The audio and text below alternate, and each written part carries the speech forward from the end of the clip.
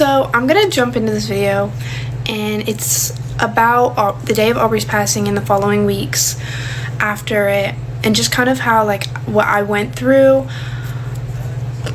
I've seen a lot of videos like this, and I just think that it's important to see, like, another perspective on things, especially, like, if you're going through that. Maybe this will help people.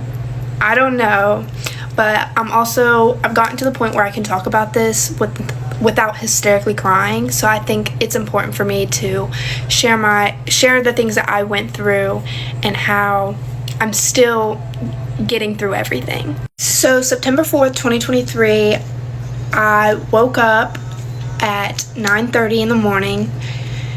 I had woken up and I had gone to the living room to go fill my mom in on the night prior. I was at a birthday party, and I just wanted to tell her about it. It was just like any other morning. We didn't have school that day, so I had woken up, I had gone to the living room to go fill my mother in on my night prior. I'd gone back into my room to grab my phone so that I could go and show her the pictures of the night, because I was at a birthday party.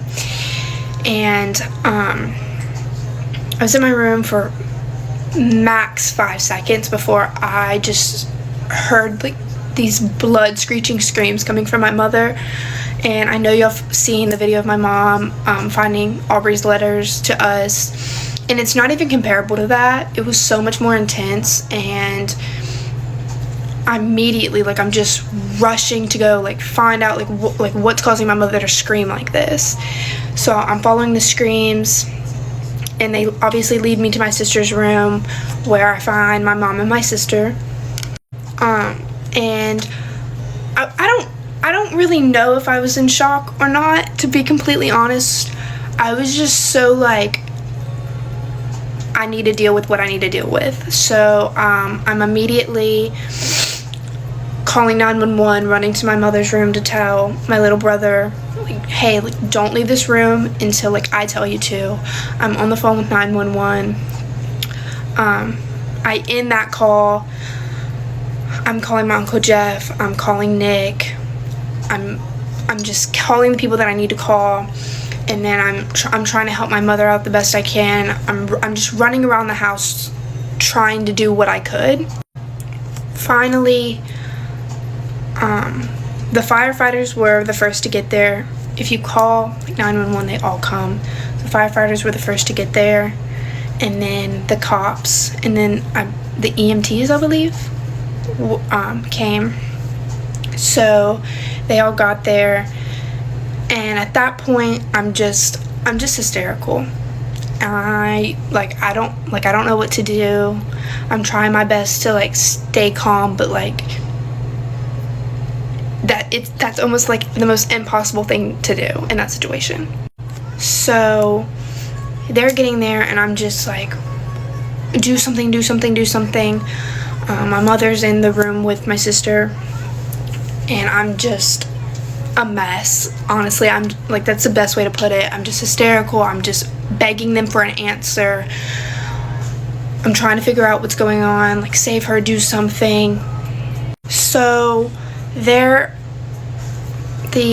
I don't know what you, like, call, like, the paramedics. They all, everyone's just inside, outside the house. It's just, it's crazy. And Nick had finally arrived, and I mean, I just broke down. Like, as soon as he got there, I'm just like, I really did try to hold myself together, and then the minute he got there, I'm just immediately a hot mess. I'm just bawling my eyes out. And at that point, we knew that Aubrey had passed. So at that point, it was just, it all happened, like, time went by so fast for me. And so I'm a hot mess. Like, at this point, like, I know my sister's not gonna wake up, but I'm like, I need to check on my mom. I need to check on Riker. So I'm running back and forth between checking on my mother and going into her room and making sure that Riker's okay and that he doesn't need anything. And so while all of this is going on, I'm going outside.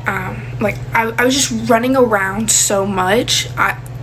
I don't know why, okay? So I go outside, and I see that my Uncle Jeff had pulled up, and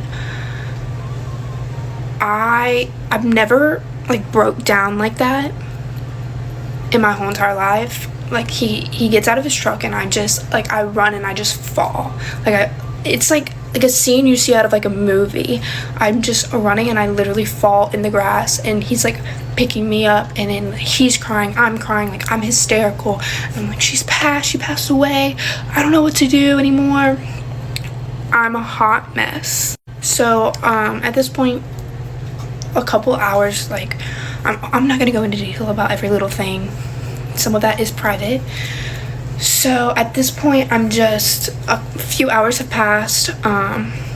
We're all in the house, and we're just like kind of just trying to figure out how we're gonna tell Riker, because he still doesn't know anything that's going on. He hasn't even left my mother's room yet, and I'm gonna leave that up to like my mother to talk about. It's not my place. I'll leave. When she comes back, she can talk about it. That's just an emotional roller coaster itself. So, like the weeks following Aubrey's passing, I didn't go to school for 2 weeks. I was with my mom. Went to my mom to like all of like the things for her funeral, like we and all of that. Helped her plan everything, and it was a beautiful ceremony. It was definitely it's still emotional, but it's not something easy to go through.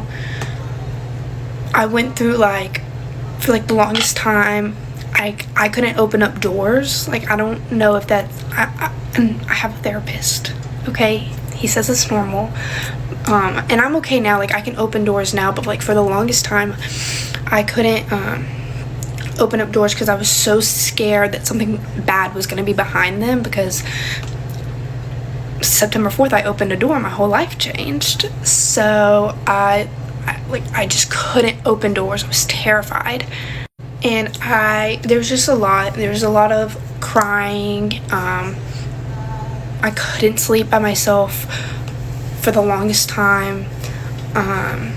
Like, me, Riker, and my mom slept together for months. And I have this amazing story, and obviously I've grown up Christian my whole life, always going to church and stuff like that. But when Aubreigh passed away, I went through a lot, and I just was like, what if it's not true? What if? And people can tell you all day long, you can't think about the what ifs, but be put in any position like that, and you just can't, okay? You can't not think about the what ifs.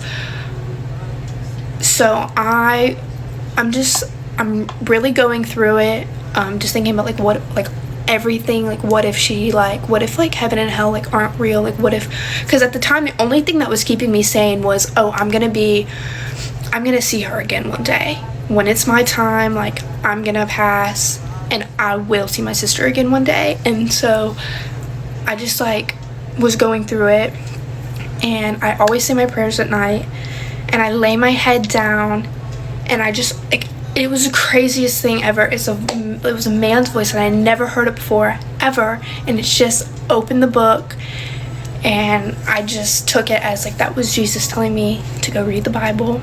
And I have been, and I'm definitely, I didn't mean to cut it off, but I'm definitely healing. It's not a fast process, it's definitely slow, and grieving is a crazy thing. I will literally just be in my bed and just start crying, because the reality kicks in of, my sister's never gonna be here again. But you just have to take every day one day at a time, and